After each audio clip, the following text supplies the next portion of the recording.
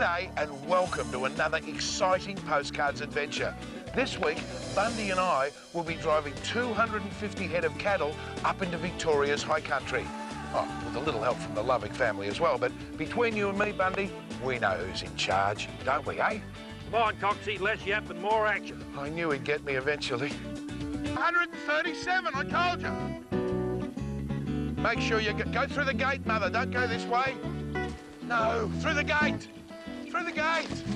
Good girl. No, not you. Oh, no. Where's my gone? That is fantastic. They all complaining, are they, at the moment? No, they said hurry up and let's go. Oh, right. High country, here we come. Pure excitement. It's electrifying. If you look around the people, they're gearing up for the ride of their life, really. They're pitting themselves against the elements. They're going to take cattle way up into the mountains, and it's just a fairy story come true for them. They sense, they know there's horses, cattle, work to be done, big bush, time to go. They love it. Come here. Come here. This year will be Charlie's 7-year-old nephew, Bryce Lovick's first cattle drive. Nag, nag, nag. Why not? You can't miss your own saddle because it's really small and you've got everything's new, okay? New and ready to go. And don't forget that. But he's in safekeeping on his late grandfather Jack's 30-year-old horse, Jackson. 1, 2, 3. There you go. Good boy. This year, the Lovicks are taking around 250 of their best horn Hereford steers up along the Aqua River to the high country for 14 weeks of good food and mild weather. And I'm here to help.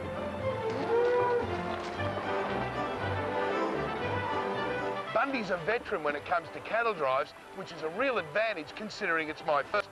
Today's objective is to get the cattle to 7 Mile Flat, which is about 20 k's away. Good on you, Bundy.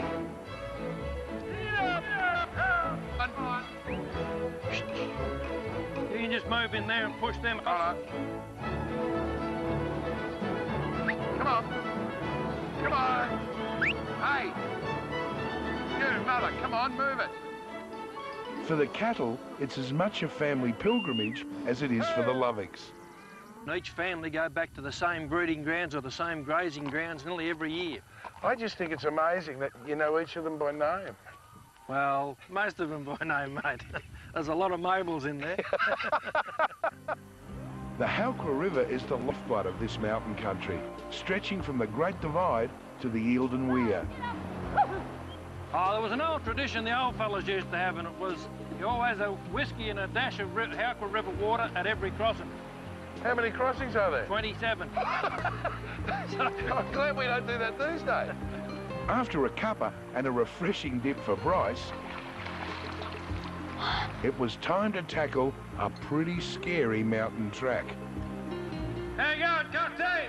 Yeah, I'm there, Charlie. You've just scared the living daylights out of me, but I'm here. It's about 10 o'clock at night and I am absolutely exhausted.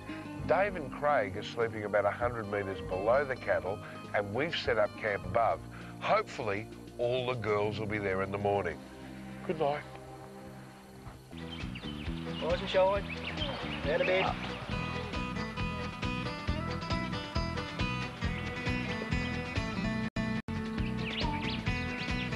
The logistics of moving hundreds of cattle through the bush are incredible, and it takes teamwork to make things run smoothly.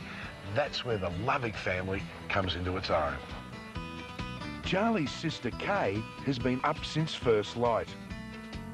Tell me, how much bacon did you go through this morning? Oh, we've gone through about 2 kilos of bacon and about 2.5 dozen eggs. And that's just for one breakfast? That's one breakfast.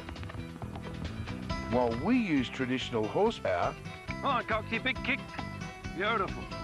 Glenda and the crew move in convoy to set up lunch and camps along the way. So how much planning goes into a ride like this? Probably 30 years of it, Coxie, and I've got it on the computer now and I just go through my checklist and hope I get it right. At 15 years of age, Glenda's life was changed when she met a larger-than-life Charlie Lovick. Oh, he was the most fantastic bloke I've ever met. And still is. Do you ever get lost? We call it bushed. Bushed? We know approximately where we are, but we're a little bit embarrassed about how to get out of it at times. But we know exactly where we are now, don't we? Absolutely. Beautiful. Good. We're in the lead. So far, we've travelled about 65 k's and we're well on our way to our destination. And we've had no losses. Oh, unless you count the skin on the inside of my legs. But up here in the high country, they don't count that sort of thing. Come here, you fellas. Each day out here brings its own adventures, and we relive them at the evening camp. Now, Coxie, this afternoon, when we're going around that high track, 200 feet or more above the river, how did you feel? Seriously? Serious. Scariest thing, I swear to you, the scariest thing on a horse I have ever done. As the flames get smaller, Charlie's stories get bigger, especially about his time as master of horses on the movie The Man from Snowy River. I doubled for Tom in some of the love scenes. No, it's fair dinkum. No, Sigrid was a little bit nervous of an actor or a young bloke Tom's What, age. so she wanted to feel old age creeping up on her, did she? You're up a line. Oh, yeah, mate, it's a very old line, that one. And then there's memories of Jack Lovick, Charlie's dad, that will always live on in high country and family folklore. Like the time Callie came across him following 6 heifers on an early morning cattle drive. Got up towards it, he's dead asleep. Dead asleep. So I tapped him on the shoulder. Hey, Jack, you're awake.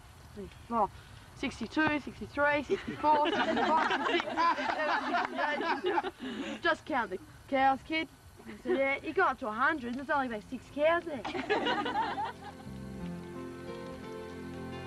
For the Lovick family, this year's trip to Jack Lovick's beloved high country, so soon after his death, has been a time of reflecting on memories made even more precious. And for visitors like me, it's been a privilege to share in a family tradition. Lead up! Help! Lead up, girls!